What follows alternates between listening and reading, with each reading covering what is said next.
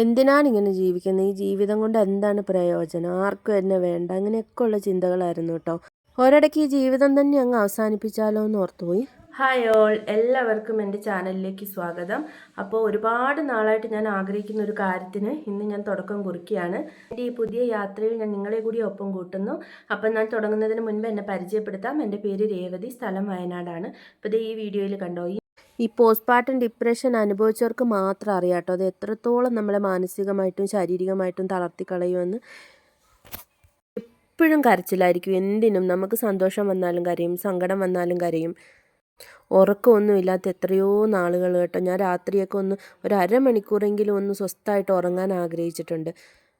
ഈ അവസ്ഥയിൽ നിന്ന് എങ്ങനെയെങ്കിലും പുറത്ത് വന്ന് എൻ്റെ മക്കളോടൊപ്പം ഒരു സന്തോഷത്തോടെ നിൽക്കാൻ ഞാൻ എത്രമാത്രം ആഗ്രഹിച്ചിട്ടുണ്ടെന്നറിയാം. ഈ അവസ്ഥയൊന്നും ദൈവം ആർക്കും വരുത്താതിരിക്കട്ടെ. അത്ര ഭീകരമായിട്ടുള്ളൊരവസ്ഥയാണിത്. ഞാനാണ് കഴിഞ്ഞ 2-2.5 വർഷമായിട്ടുള്ള ഞാൻ. കാരണം എൻ്റെ സെക്കൻഡ് ഡെലിവറിക്ക് ശേഷമുള്ള പോസ്റ്റ്പാർട്ടം ഡിപ്രഷനിലൂടെ കടന്നു പോകുന്ന ഒരാളാണ് ഞാൻ. അപ്പോൾ അത് വലിയ രീതിയിൽ തന്നെ എൻ്റെ മാനസികവും ശാരീരികവും ആയിട്ടുള്ള ആരോഗ്യത്തെ ബാധിച്ചിട്ടുണ്ട്. അപ്പോൾ ഈ ഇടയ്ക്ക് എൻ്റെ വെയിറ്റ് ഒരുപാട് കൂടിയിട്ടോ. ഒരുപാട് കൂടിയെന്ന് പറഞ്ഞാൽ ഇപ്പോൾ എൻ്റെ കറണ്ട് വെയിറ്റ് കണ്ടോ 102 കിലോയാണ്. വെയിറ്റ് നോക്കാൻ വെയിറ്റ് മെഷീനിൽ കയറി നിന്നിട്ടുണ്ടല്ലോ, ഞാൻ ഞെട്ടിപ്പോയേ. 101 കിലോ. അത് കഴിഞ്ഞല്ലേ 101 കിലോ. അപ്പോൾ ഇതെനിക്ക് വിശ്വസിക്കാനേ പറ്റുന്നില്ല. അപ്പോൾ ഞാൻ എന്താക്കി, ഇറങ്ങിയിട്ട് പിന്നെയും കയറി നോക്കുക കേട്ടോ. ഇതിനി തെറ്റിയതാണോ, ഇത് വർക്ക് ചെയ്യുന്നില്ലേ?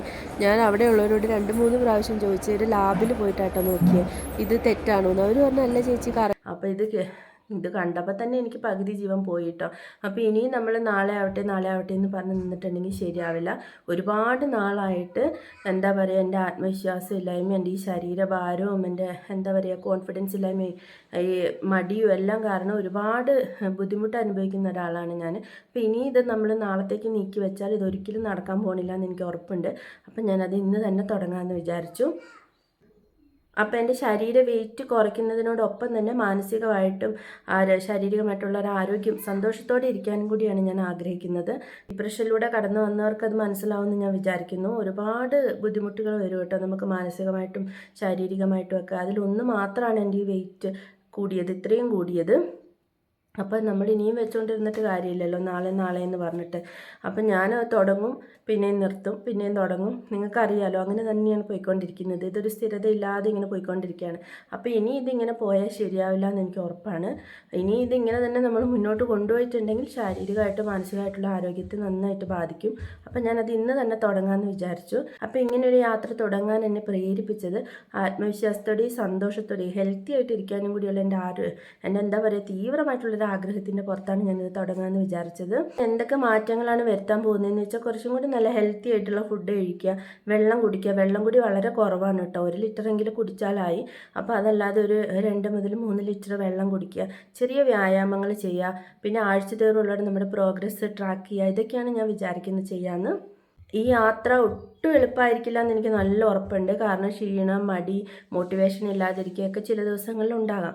അപ്പോൾ അതെല്ലാം നമ്മളെ പുറകോട്ട് വലിക്കുന്ന ഘടകങ്ങളാണ്. പക്ഷേ ഇത് എനിക്ക് ചെയ്തേ പറ്റുള്ളൂ. ഇത് ഞാൻ എനിക്ക് വേണ്ടി ചെയ്യുന്നൊരു കാര്യമാണ്. അതുകൊണ്ട് ഇതെന്തായാലും തുടർന്നുകൊണ്ട് പോകാൻ തന്നെയാണ് ഞാൻ ഉറച്ച് വിശ്വസിക്കുന്നത്.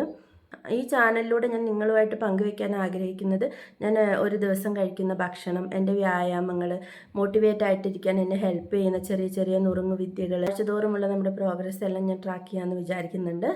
അപ്പോൾ അതെല്ലാം ഞാൻ ഈ ചാനലിലൂടെ ചെയ്യാമെന്ന് വിചാരിക്കുന്നു.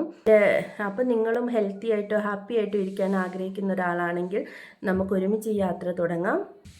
എനിക്ക് നല്ല പേടിയുണ്ട്, പക്ഷെ അതിലേറെ നല്ല പ്രതീക്ഷയുണ്ട്. ഇതെന്തായാലും കണ്ടിന്യൂസ് ആയിട്ട് ചെയ്യാൻ പറ്റുമെന്നുള്ളത്.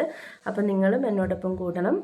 നിങ്ങളും സമാനമായിട്ടുള്ള അവസ്ഥകളിലൂടെ കടന്നു വന്നിട്ടുള്ളവരാണെങ്കിൽ നിങ്ങൾ ഒറ്റയ്ക്കല്ല എന്ന് ഞാൻ ഓർമ്മിപ്പിക്കട്ടെ. നമുക്ക് ഒരുമിച്ച് തുടങ്ങാം. അപ്പോൾ എല്ലാവരും ഹെൽത്തി ആയിട്ട് ഹാപ്പി ആയിട്ട് ഇരിക്കുന്നു എന്ന് വിചാരിക്കുന്നു. അപ്പോൾ നമ്മൾ തുടങ്ങല്ലേ. എല്ലാവരും ചാനൽ സബ്സ്ക്രൈബ് ചെയ്ത് കൂടെ കൊടുക്കുള്ളൂ.